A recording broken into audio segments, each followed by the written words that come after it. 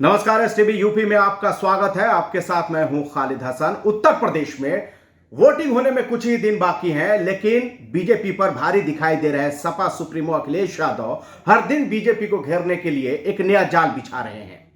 अखिलेश यादव वो गलती नहीं दोहराना चाहते जो बिहार विधानसभा 2020 के दौरान आरजेडी के नेता तेजस्वी यादव से हुई थी। उस गलती से अखिलेश यादव ने बहुत कुछ सीख लिया है और यही वजह है कि बीजेपी की हर चाल को विफल करने के लिए हर दिन अखिलेश यादव नया एक दांव चल रहे हैं ताकि वो यूपी में बीजेपी को परास्त कर सके। लेकिन इस बार उन्होंने योगी को उनके घर में घेरने का ही एक नया प्लान तैयार कर लिया है।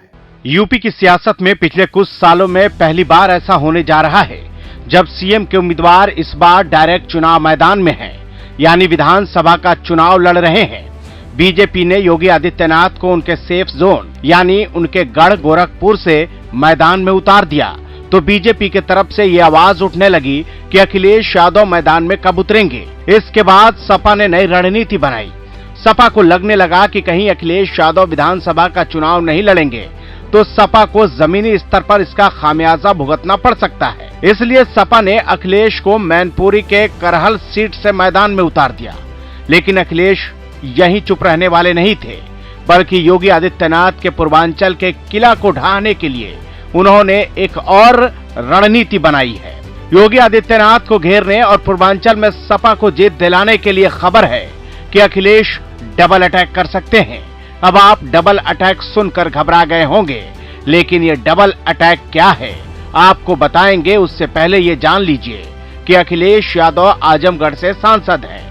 एक तरफ जहां करहल सीट यादव बहुल है तो दूसरी तरफ आजमगढ़ में मुसलमानों और यादवों का कॉम्बिनेशन है जो अखिलेश यादव के लिए मुफीद है।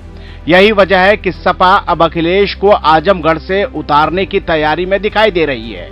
अगर अखिलेश यादव आजमगढ़ से विधानसभा का चुनाव लड़ते हैं तो एक तरफ जहां करहल सीट से चुनाव लड़कर जहां पश्चिमी यूपी और अवध क्षेत्र को संदेश देंगे, वहीं दूसरी तरफ आजमगढ़ से गोरखपुर, वाराणसी सहित पूर्वांचल के करीब करीब सभी सीटों पर इसका असर पड़ेगा।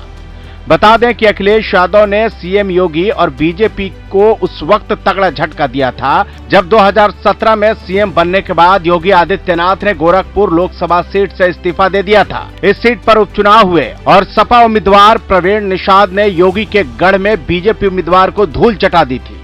हालांकि प्रवीण निषाद बाद में खुद बीजेपी में शामिल हो गए और 2019 के लोकसभा चुनाव में बीजेपी ने गोरखपुर सीट पर फिर से कब्जा कर लिया। अगर अखिलेश यादव आजमगढ़ से चुनाव लड़ते हैं तो 2022 में बीजेपी का हाल 2018 जैसा हो सकता है और बीजेपी की लुटिया डूब सकती है।